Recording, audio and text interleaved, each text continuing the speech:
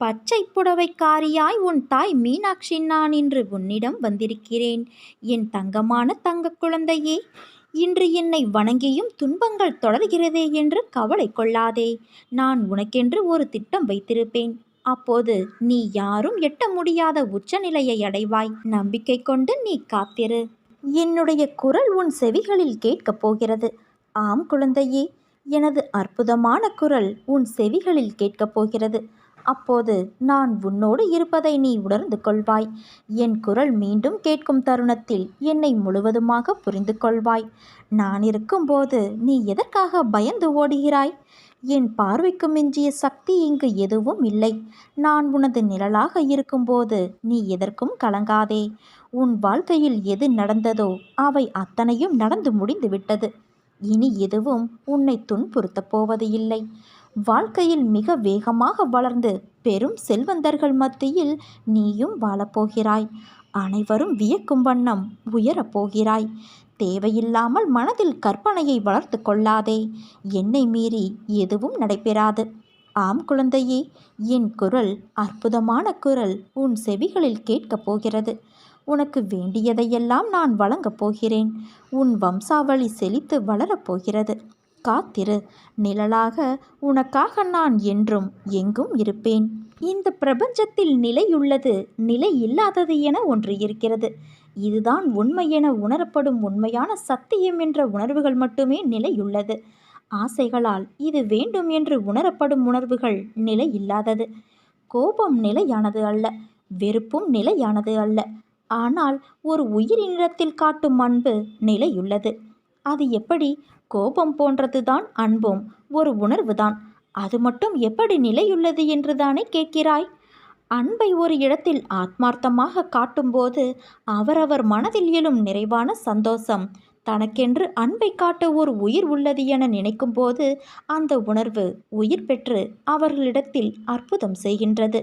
கோபம், வெறுப்பு, பகை இவைகள் எல்லாம் அன்பால் வடிவம் மாறும் நிலையுள்ளது.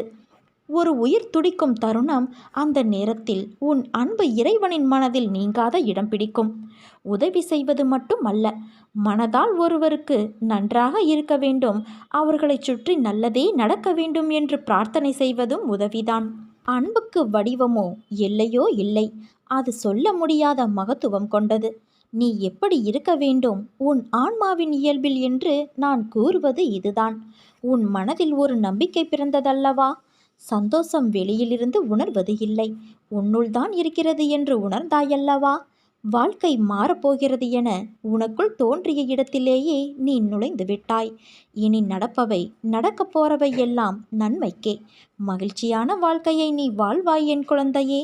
நீ தவறு செய்தாயோ இல்லையோ, பாவம் செய்தாயோ இல்லையோ, நீ நல்லவனோ கெட்டவனோ, எப்போது என் நாமத்தை உனது நாவினால் உச்சரித்தாயோ அக்கணமே உனது நான் என்ற சொல், அகந்தை இவை அனைத்தையும் அகற்றி உனக்கு வாழ்க்கையில் ஏற்றத்தை கொடுத்து உன்னை நான் உயர்த்தப் போகிறேன்.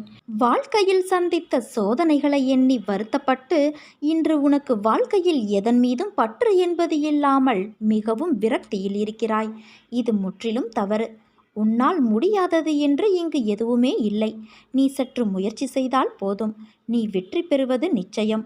எழுந்து வா, துணிந்து செயல்படு. நான் இந்த உடலோடு என் ஆலயத்தில் மாத்திரம் இருக்கிறேன் என்று எண்ணத்தை விட்டுவிடு. நான் எங்கும் வியாபித்துள்ளேன். என் வருகைக்கு எல்லைகள் என்றுமே இருக்க முடியாது. நீ என்னை நினைத்தவுடன் அடுத்த நிமிடமே நான் உன்னருகில் இருப்பேன். நீ நம்பிக்கையோடு இரு. நல்லதே நடக்கும். நல்லது மட்டுமே நடக்கும். உன் உழைப்புக்கு தகுந்த ஊதியம் கிடைக்கப் போகிறது. உனக்கு வெற்றி கிடைக்கப் போகிறது என் குழந்தையே. என்னை நம்பு. வாழ்க்கையில் நீ சிரித்தாலும் அழுதாலும் அது உன் வாழ்வில் நிர்ணயிக்கப்பட்ட கருமாதான். உனக்கு அதற்கான தைரியத்தை நான் கொடுப்பேன். உன்னோடு சேர்ந்து நீ சிரித்தாலும் அழுதாலும் நானும் சிரிப்பேன், அழுவேன். உன் வலி என்பது நிஜத்தில் உன் வலி அல்ல, அது என் இதயத்தில் ஏற்படும் வலி.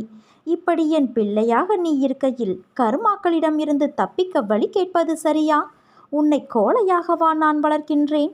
இதை தாண்டித்தான் ஆக வேண்டும் என்பதை தெரிந்தும் உன் உயிரின் மேல் ஏன் இவ்வளவு மதிப்பு இல்லாமல் நான் போகப் போகிறேன் இவ்வுலகை விட்டு என்று கூறுகிறாய்? என்றைக்கும் துன்பத்திலிருந்து தப்பிக்க வழி தேடாதே. அப்படி தேடினால் ஒன்று அது நியாயத்தின் வழியாய் இருக்காது, இன்னொன்று அது உன்னை பயப்பட வைத்து துரத்தி வாழும் நாட்களையே நரகமாக்கிவிடும். அது கோழைத்தனம். வெந்நீரை காலில் ஊற்றிக்கொண்டாய். வெந்நீர் காலில் பட்டால் வலிக்கும் என்று தெரியும். ஆனால் காலில் வெந்நீர் கொட்டும் போது வலிக்கிறது என்று அலறுகிறாய். உனக்கு கஷ்டங்களை கொடுக்க காரணம் வலியை நீ உணர வேண்டும் என்று அல்ல. வலியால் தான் இதயத்தில் மாற்றத்தை ஏற்படுத்த முடியும். உனக்கு பக்குவத்தை புகட்ட. அதனால் என்றும் கஷ்டங்கள் வந்தால் அது அப்படித்தான் இருக்கும் வாழ்க்கையில் என்பது உனக்கு தெரியும். அதை புகட்டவே இத்தனை நிகழ்வுகளையும் நான் நடத்தி கொண்டு இருக்கிறேன். உன்னை விட்டு நான் எப்படி நகர்ந்து நிற்க முடியும்? என் பரிபூரண அருளும் ஆசீர்வாதமும் அன்பும் பெற்ற என் செல்ல குழந்தை நீ. ஏன் உனக்கு யாரும் இல்லை என்று புலம்புகிறாய்? நான் உன்னோடு தான் இருக்கிறேன். இதை உணர்ந்தும் ஏன் இப்படி மறுபடியும் புலம்புகிறாய்? இவ்வுலகில் யாரும் உனக்கு இல்லை என்றாலும் என் துணை உனக்கு எப்பொழுதும் இருக்கும். முந்தைய ஜென்மத்தின் வாழ்க்கை உனக்கு ஞாபகம் இருக்காது. ஆனால் உன் கடவுளான எனக்கு தெரியும். நம் உறவு ஜென்ம ஜென்மமாக தொடர்கிறது. இந்த ஜென்மத்தில் உன் ஆன்மாவானது என் பாதத்தில் சரணடையும். அதனால்தான் இவ்வளவு கஷ்டம், கண்ணீர்.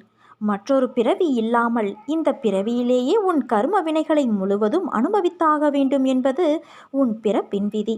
அந்த விதியின் விளையாட்டால்தான் இவ்வளவு இன்னல்கள். அந்த விதியிலிருந்து உன்னை காப்பாற்றவே ஜென்ம ஜென்மமாய் உனக்கு துணையாக இருக்கிறேன். இதை நன்றாக புரிந்து கொள். உனக்கு துணையாக இல்லாமல் வேறு யாருக்கு நான் துணையாக நிற்பேன்? இன்று நீ சந்தித்த அவமானங்கள் என்பது நீ அதை புரிந்து கொண்ட பக்குவத்தில்தான் உன் பாதை செம்மையாகுமா என்பதை நீ அறிய முடியும். இன்று நடந்த அவமானத்தை மட்டுமே நினைத்து வருந்தி கொண்டு இருந்தால் உன் வாழ்க்கையில் நிம்மதியற்ற நிலையில் மட்டுமே நீ சந்திப்பாய். மாறாக நான் உனக்கு அந்த அவமானத்தை அனுமதித்ததன் நோக்கம் அதை உன் மனதில் நிறுத்தி நீ சாதிக்க வேண்டும் என்பதற்காக.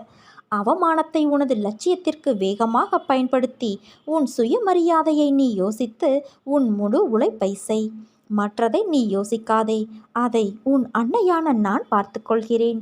நீ தேர்ந்தெடுக்கும் வழி என்பது வெற்றி, நேர்மை, நியாயம், அனுபவம், நிம்மதி, சந்தோஷம், மனநிறைவு நிறைந்ததாய் இருக்க வேண்டும். இவை அனைத்தும் இருந்தால்தான் அது நிறைவான வாழ்க்கை. உன்னை கைப்பிடித்து நடக்க அம்மாவாக, அப்பாவாக உன் தாய் மீனாட்சி நான் இருக்கிறேன். என் பிள்ளையே, நீ ஏன் என்னிடம் பேசும்போதெல்லாம் உன்னையும் அறியாமல் அழுகின்றாய்? என்னை தரிசிக்கும் போதும் என்னை பிரார்த்திக்கும் போதும் உன் கண்களில் கண்ணீர் வருகிறது. நீ என் மேல் வைத்துள்ள அளவற்ற அன்பையும் நம்பிக்கையையும் நான் அறிவேன். நீ இதுவரை இழந்ததை மீட்கும் சக்தி இந்த மாதத்தில் உனக்கு கிடைக்கும். உன் பேச்சில் கவனம் தேவை. வீண் பயம் கொள்ளாமல் இரு. இவ்வளவு நாள் உன் பலம் உனக்கே தெரியாமல் இருந்தது. இனி தெரிய ஆரம்பிக்கும். விரைவில் நீ உன் பலத்தை வெளிப்படுத்துவாய். நீ யார் என்பதை இந்த உலகம் அறியும். நம்பிக்கையோடு இரு. நல்லதே நடக்கும். உன் தாய் மீனாட்சி நான் இருக்க பயம் ஏன் உனக்கு?